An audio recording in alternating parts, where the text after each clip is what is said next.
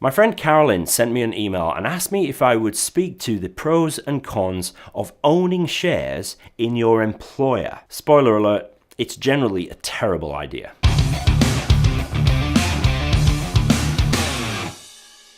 My views on the whole subject of owning shares in the company you work for have been coloured by a very practical experience with one of my first clients that I met when I moved to Cornwall now nearly 17 years ago. So let me tell you that story, but first let's put 5 minutes on the clock down here. Say a quick thank you to my friends at 7 Investment Management down here for continuing to sponsor the show.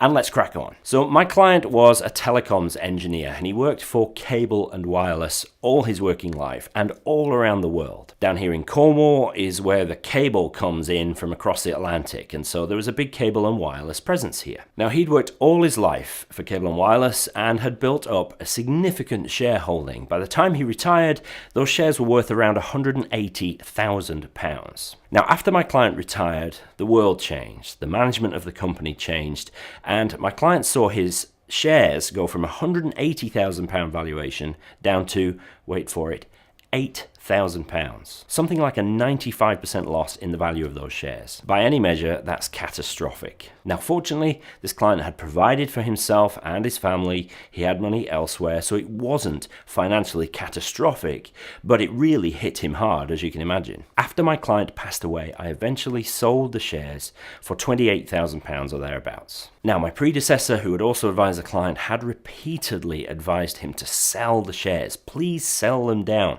This is too much money in one company, but he never did, to his regret. So let's unpack why this happened and why it shouldn't have. Firstly, people amass shares in their employer usually due to things like share save scheme, save as you earn, or for higher earners and executive level employees, things like long-term incentive plans. Share save schemes are pretty popular because you can save a monthly amount through your payslip, and that money builds up over a term of 3 or 5 years. The share price is set at outset, and so if the share price rises while you are saving, you make a lot of money overnight at the end of the term because you get to buy the shares at the price from the start of the arrangement. Of course, if the share price goes down, you just decide not to take up your share options and you just have your money back. So they're a great idea for the most part, but what very often happens is that when people make money and they buy these shares and they see that they've gone up in value, they keep hold of them, and then they maybe start another share save,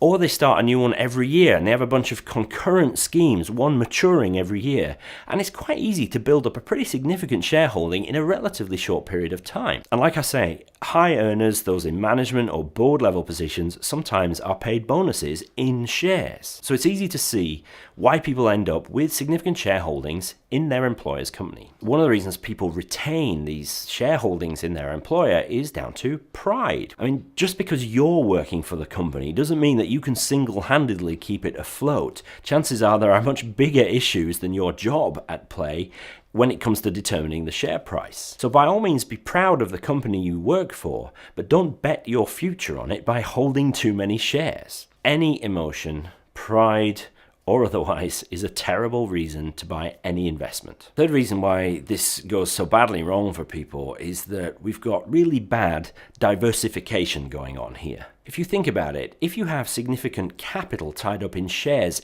in the company that you also work for, your income is also dependent on that company. So your savings and investments and your income, the means of amassing more money in future, both are dependent on the health of your employer. Too much correlation is always a bad thing when it comes to investments. So if you have capital tied up and your income at the mercy of your employer, then if the market turns against you, if your employer fails or has to lay you off, then you are going to be in dire straits. And just to add to that, finally, holding a bunch of shares in your employer's business defies conventional investing wisdom across the board. You know what I feel about owning single company shares anyway. It's a pain in the neck, comes with a load of paperwork, and much higher risk than just buying the market. So when you compound that with it being your employer that you're investing in, that really doesn't make any sense. If investing in one company is generally a bad idea, just because because it's your company that you work for,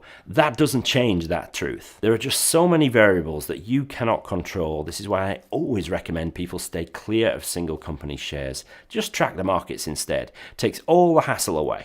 So if you haven't got the message by now, I believe that holding shares in your employer's company is a bad idea, or at least holding too many shares. So join a share save scheme by all means. They're generally a really good idea and build in some good saving and investing discipline. But when the schemes mature, don't be tempted to hold on to the shares longer than necessary. When you get to the point where the amount of shares you hold in that one company is a materially important part of your total liquid wealth, that's the time when you need to sell down and diversify. How big is too big of a holding? I would be concerned if it was any more than 10% of your total liquid wealth. Just a rule of thumb, take it for what it is, but I think holding any more than 10% of your investments in one company, particularly your boss's company, is just not worth the risk. Are you getting the message? I think you probably are. So thank you so much for watching. Have a great weekend, and I'll see you in next week's 5 Minute Friday.